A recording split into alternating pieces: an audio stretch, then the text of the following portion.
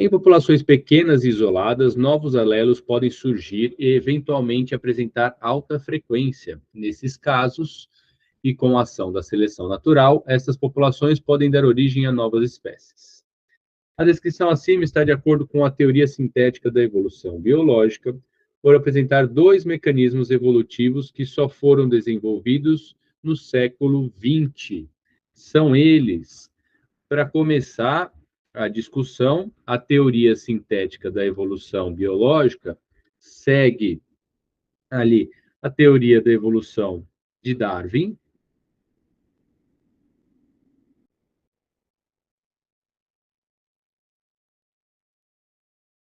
Vou colocar tudo, não. Teoria de Darwin. Hoje em dia a gente usa muito Darwin Wallace, que foi o outro pesquisador que chegou, Wallace, que foi outro pesquisador que chegou muito próximo ali das ideias de Darwin. Então, se tiver Darwin Wallace, não se assustem, ele chegou muito perto das ideias, falando a mesma coisa, no mesmo tempo, no mesmo momento histórico, só que de forma separada. Eles até, de certa forma, se comunicaram ali por cartas, por isso, ambos chegaram às mesmas ideias ao mesmo tempo. A questão é que o trabalho do Darwin, ele já era um pesquisador mais renomado, né, um naturalista, na época era chamado assim, e o trabalho dele tem mais conteúdo de pesquisas, enfim, acabou ganhando mais notoriedade. Mas o Wallace é também atualmente considerado como aí um dos idealizadores da teoria da evolução. Só que a partir do século XX, novos conhecimentos de genética, então Darwin, na época de Darwin, não tinha essa ideia de que o DNA que carregava as informações hereditárias, as informações dos organismos. E aí, a partir dessa genética clássica, que é no começo do século XX, unindo os conceitos de DNA, mutação, que a gente vai ver, né, e vários outros conceitos, aí sim há a fusão dessas ideias para o que a gente chama de teoria sintética da evolução, ou teoria neodarwinista, né? Então, atualmente, juntando esses dois conceitos, essas duas ideias, nós temos a teoria sintética ou teoria neodarwinista.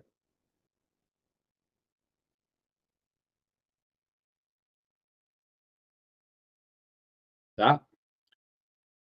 E aí, com essas ideias da genética, nós conseguimos discutir coisas como o que está no texto, né? Em populações pequenas e isoladas, novos alelos podem surgir.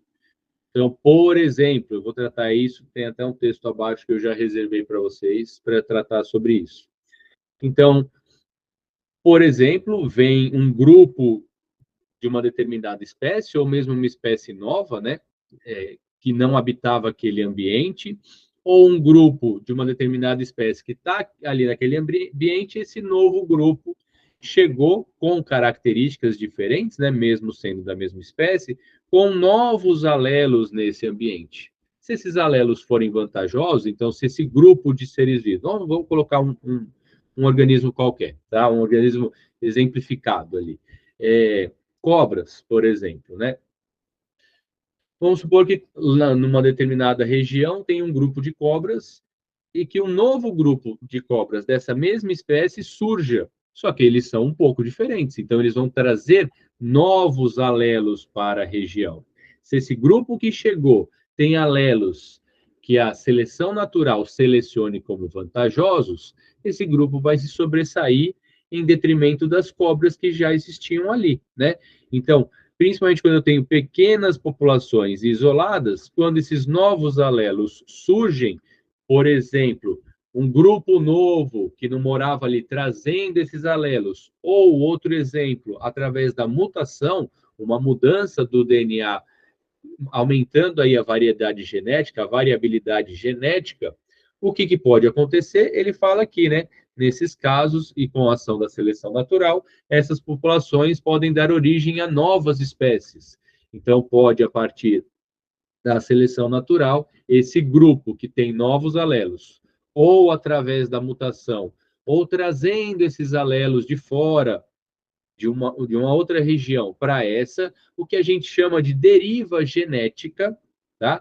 Vou falar mais sobre isso, que a gente chama de deriva genética, somada a essas duas características, podem dar, ou somadas ou separadas, enfim, podem dar origem a novas espécies. Então, essa espécie que tem esse gene, esse alelo, ou gene novo, né? A diferença é que alelo, vou até escrever aqui que eu não tinha colocado lá, são variedades de um mesmo gene, tá? De um mesmo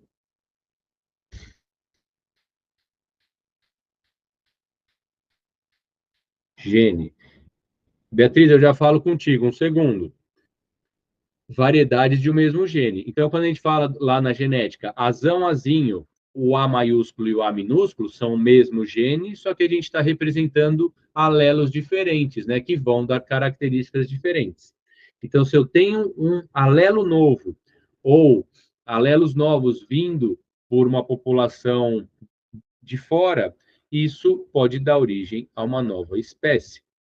E aqui, com essa breve discussão, a gente já marca, e geralmente os alunos sabem disso, que o que causa variedade genética, o que muda o DNA de uma população, é a mutação e a deriva genética, essa mudança alélica naquela população. Então, essa daqui, resposta à letra B. Mas antes de terminar, eu deixei aqui um texto, porque muitas vezes os alunos sabem que o que causa variabilidade genética é a mutação e a deriva genética, mas ultimamente eu ando perguntando e os alunos não sabem responder o que é exatamente essa deriva genética. Tá? Então eu deixei aqui para depois vocês escreverem, sempre que estiverem estudando, escrevam, não fiquem só assistindo a aula,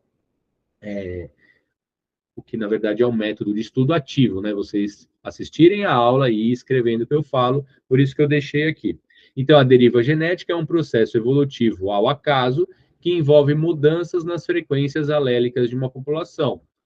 E a gente vai, né, uma população tem uma determinada quantidade de alelos, percentualmente, 20% do azão, 80% do azinho. E do nada pode ter surgido mais azão ou surgido uma terceira variedade, enfim. Então eu mudo a frequência, a porcentagem de alelos naquela população. Esses dois efeitos nunca, na PUC não vai ser cobrado, provavelmente, nunca vi ser cobrado assim, tá? Mas essa mudança na frequência de alelos podem partir de dois efeitos. O efeito do gargalo, que vai ser aí, né? Evento em que uma população passa por uma redução abrupta do seu tamanho devido a um evento aleatório. Então, por exemplo, uma catástrofe. Vamos supor que é uma população de ratos num determinado ambiente, né? E todo esse ambiente, no momento de chuva, alagou. Esses ratos, a maior parte, morreram, só sobrou um pequeno grupo desses ratos que viviam numa parte um pouquinho mais alta. O restante todos se perderam. Então, o que aconteceu? Pelo efeito do gargalo, só sobraram os alelos desses ratos sobreviventes. Toda aquela variedade alélica não sobrou, né? Foi perdida porque morreu. Então, a partir desse grupo, agora, é que esses alelos passarão por seleção natural para ver novamente qual vai ser dominante, quais características vão dominar aquela região ou não. E o efeito do fundador ocorre quando um grupo de indivíduos estabelece uma nova população. Então, um grupo de indivíduos pequenos, vou pegar, só para não continuar com o rato, vamos pegar as cobras que eu falei de novo, né? Um grupo de. Ou casos famosos, por exemplo, ratos que vieram de outros. Pode ser ratos também, né? Que vieram de embarcações. Então, nas grandes navegações, os ratos vinham ratos baratas também, né? Vinham dentro dos barcos. e chegavam num lugar onde não tinham ratos nem baratas. Então, pelo efeito do fundador, eram esse grupo pequeno que veio dentro de um barco que toma conta ali daquele ambiente e os genes e a seleção natural vão atuar a partir daquele grupo e de seus descendentes, tá? Então, aí há uma mudança na frequência alélica, na porcentagem alélica da população.